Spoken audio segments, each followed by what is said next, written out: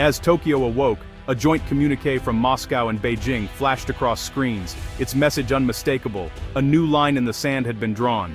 The statement, issued after a high-level summit, directly rebuked Japan for its assertive defense posture and warned of destabilizing consequences.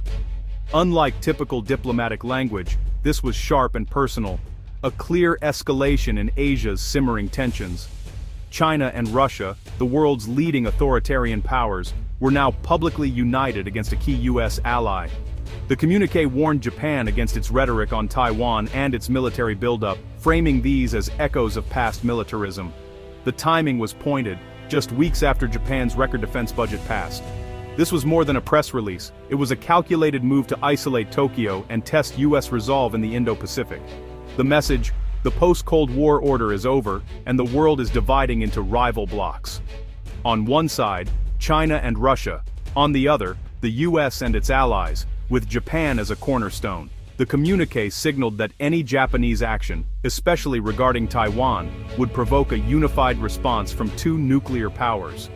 The impact was immediate.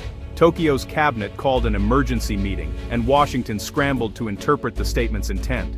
Was this bluster, or a real commitment to joint action?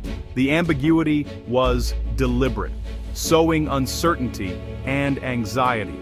The US and its allies now had to recalculate every move in an increasingly volatile Asian theater. The world was on notice. The stakes had just been raised. The balance of power in Asia had shifted overnight. The Moscow consensus was concise but powerful, uniting China and Russia in opposition to Japan and its Western allies. It accused Japan of abandoning its pacifist constitution and remilitarizing under the guise of regional threats. The statement painted Japan as the aggressor, reopening old wounds from World War II to sway regional opinion. At its core, it was a pact. Beijing gained Moscow's backing on Taiwan, while Moscow received China's support for its actions in Ukraine. The communiqué warned against interference in Taiwan, a clear threat to Tokyo and Washington. This marked a new level of public alignment, transforming Taiwan from a regional flashpoint into a potential global crisis. Now, any conflict over Taiwan would formally involve Russia, expanding the stakes. The dragon and the bear stood shoulder to shoulder, looking east. The Indo-Pacific security order had been fundamentally challenged. The ferocity of the China-Russia reaction is rooted in geography and politics. Taiwan sits just over 100 kilometers from Japan's Okinawa Islands, home to Japanese citizens and US military bases. A Chinese takeover of Taiwan would shatter Japan's security environment. Japan's strategic ambiguity on Taiwan has vanished.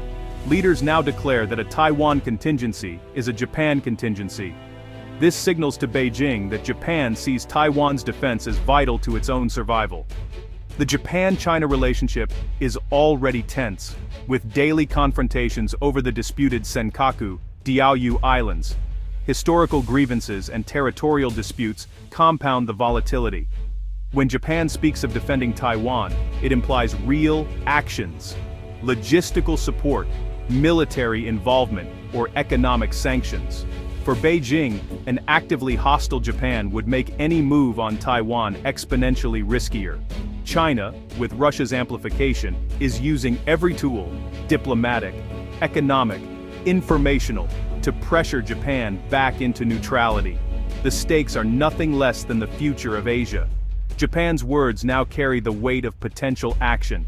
The region is on edge. The Moscow summit was a display of authoritarian solidarity, with top Chinese and Russian officials meeting in the Kremlin's grand halls. While the joint statement targeted Japan, private talks spanned a broader canvas, including the war in Ukraine. China reaffirmed its economic and diplomatic support for Russia, while Russia echoed China's hardline stance on Japan.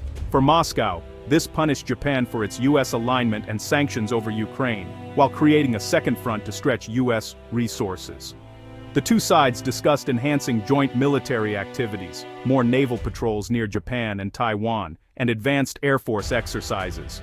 The goal: normalize Chinese and Russian military presence in Japan's backyard, and test Allied readiness. The summit wasn't just about words, it was about planning coordinated action.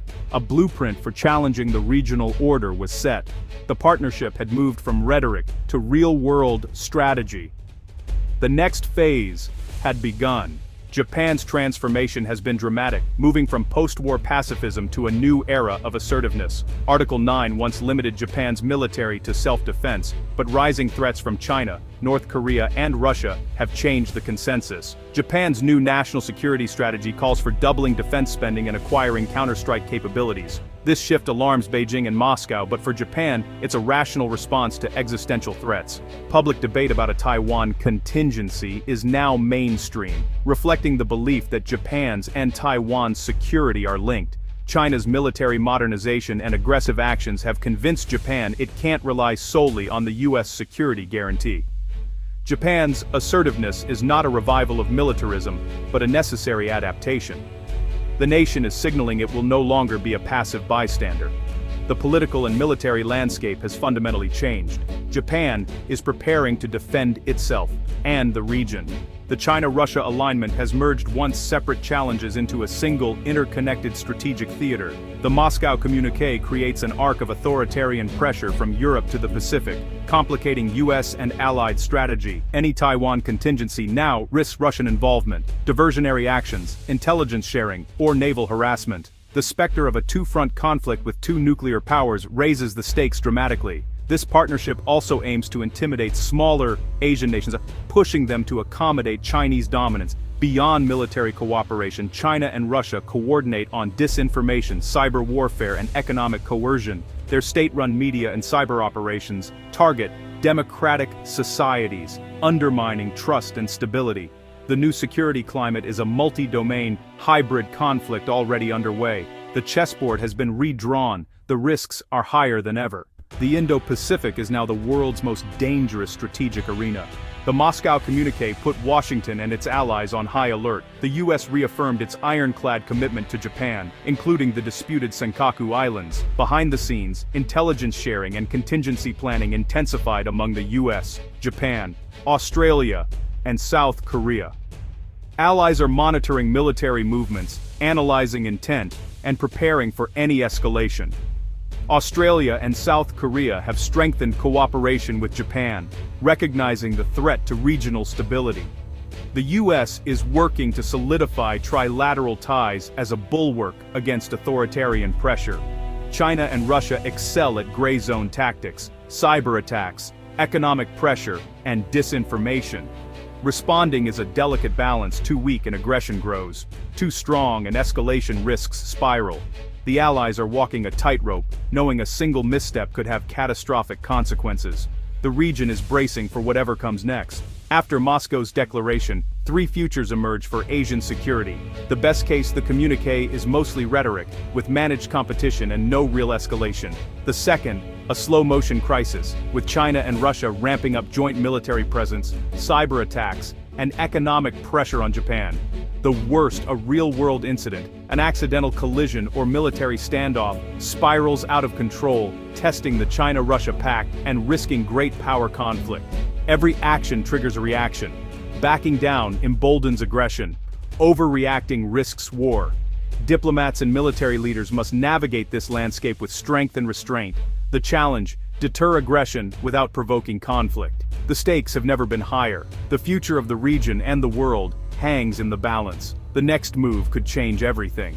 While leaders maneuver, ordinary people bear the consequences. For citizens of Japan, Taiwan, and the region, rising tensions are a daily source of anxiety. Economic uncertainty grows as businesses hesitate and supply chains face disruption. A conflict here would trigger a global shockwave, far worse than recent crises. Japan, after decades of peace, now faces the prospect of war, with families and youth questioning the nation's future.